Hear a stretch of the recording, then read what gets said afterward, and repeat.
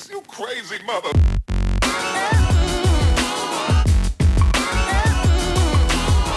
What is going on, Solo fam? My name is John Solo, and welcome to the 10th official episode of Ask Me Anything. This is, of course, the series where you guys ask me questions and I answer them to the best of my ability. Sometimes it doesn't go so well, but usually it's pretty fun. It's been a few months since the last AMA, so I figured we were kind of overdue, especially since last time I'm pretty sure I said this was going to be a weekly series and then proceeded to not post them anymore. That's just how the series is. I would love for it to be something we do regularly, but most likely it's going to be something that happens every 1 or 2 months. My goal has always been to make this a weekly series, but I usually end up getting distracted from working on the main content, and then before I know it, a couple of months go by and I'm like, hey, I think we should do another one. Since we are in fact overdue, let's just jump right into it. So how are you? I'm pretty good actually. No, be honest. How is life for you? Fine.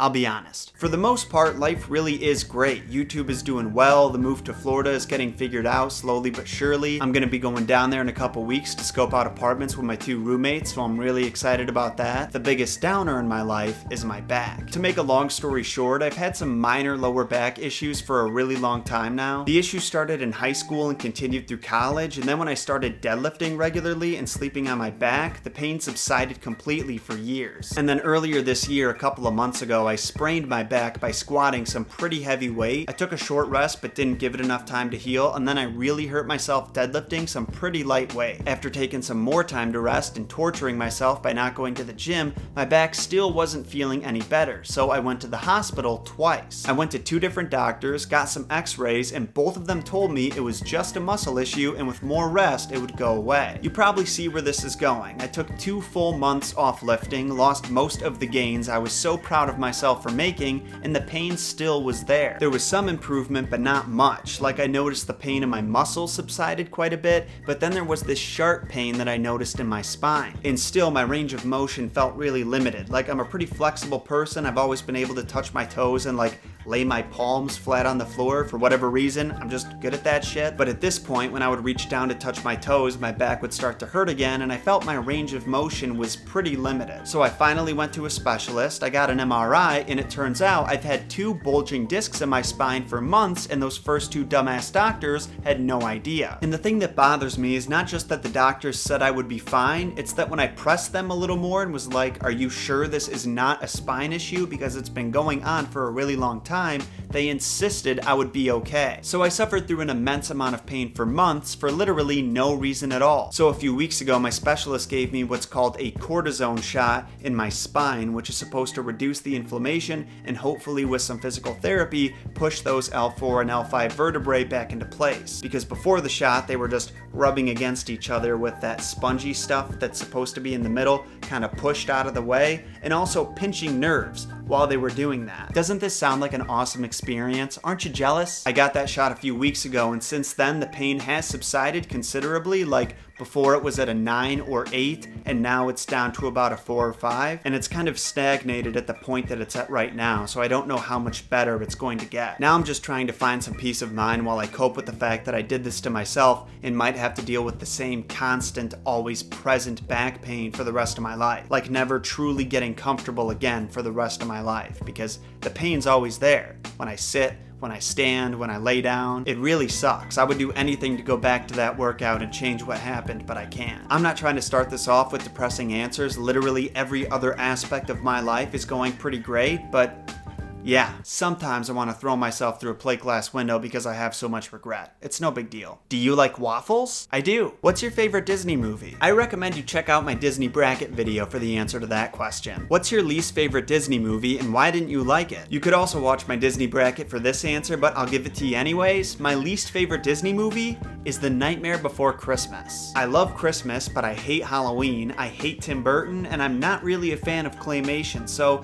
this whole movie is just a cocktail of disaster for me. The dude literally tries to ruin Christmas by making it Halloween. Like, no man, that's not what this is about. Quit being so selfish. I also think I have a bias against movies that try to be spooky, like whoa, spooky. I'm okay with scary, thrilling, terrifying, anxiety-inducing. I will willingly sit on the edge of my seat in a tensed-up ball throughout your whole film if that's what it's supposed to do to people. Like that movie Don't Breathe, oh my god, I don't think I've been that tense throughout a movie in my entire life. But that spooky shit?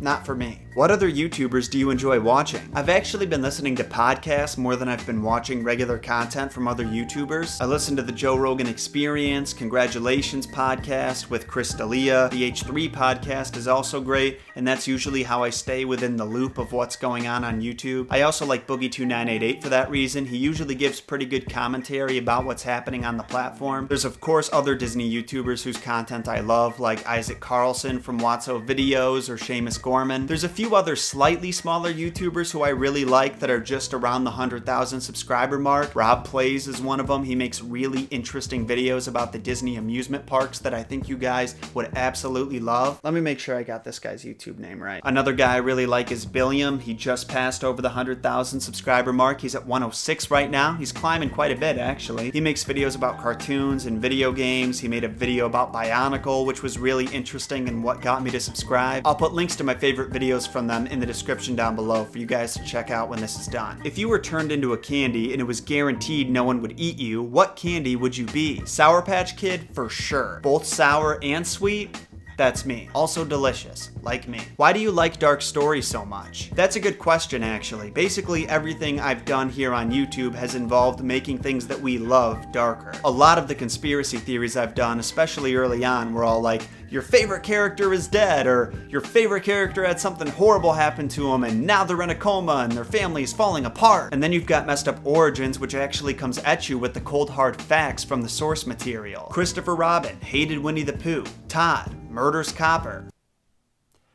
I can't say for certain why I like them so much, but I'm sitting here trying to diagnose it. It's not that I only enjoy these stories because they're dark. Like I said earlier, I don't like spooky shit. There's a lot I like about them. Thanks to violent video games and movies from when I was a kid, I've always been interested in the more brutal stories, especially when adults would say, that's too mature for you. Think that through. You tell me that, I'm only gonna like it more. I was an 8-year-old boy. The thing is, I also love the arts of filmmaking and story writing, and the Walt Disney Company hires people who are the absolute best at both. So as a movie fan, I love their work too, even if it's a little childish sometimes. So then take into account that most of Disney's stories are based on some of the most popular written works ever made, and those original works are way more messed up than the Disney versions everyone loves. That's me, man. It combines my passions, and then I get to talk to you guys about it, and my life is complete. What's your opinion on the ABC show Once Upon a Time? I really loved Once Upon a Time, and I would highly recommend it to anyone who considers themselves a Disney fan. It's a live-action show with literally all of your favorite Disney characters. It's got action, it's got mystery, there's plenty of romance. Imagine if the Lost universe had a baby with the Disney universe. That's it. That's the show. I don't want to spoil anything because I really want you guys to watch it, but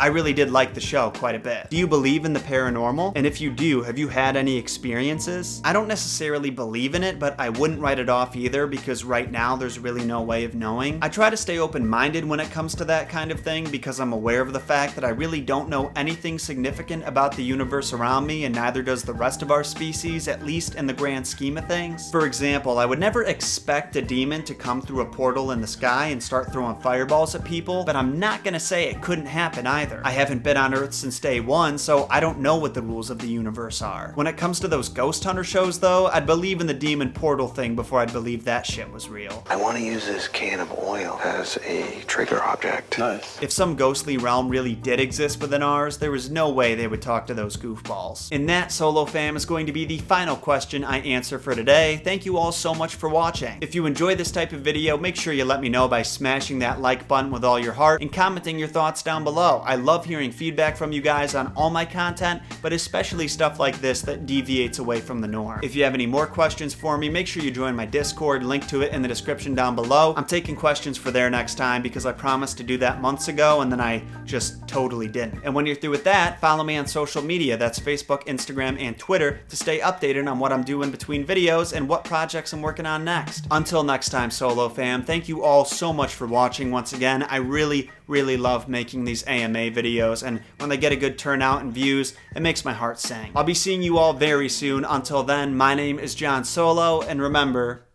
John shot first.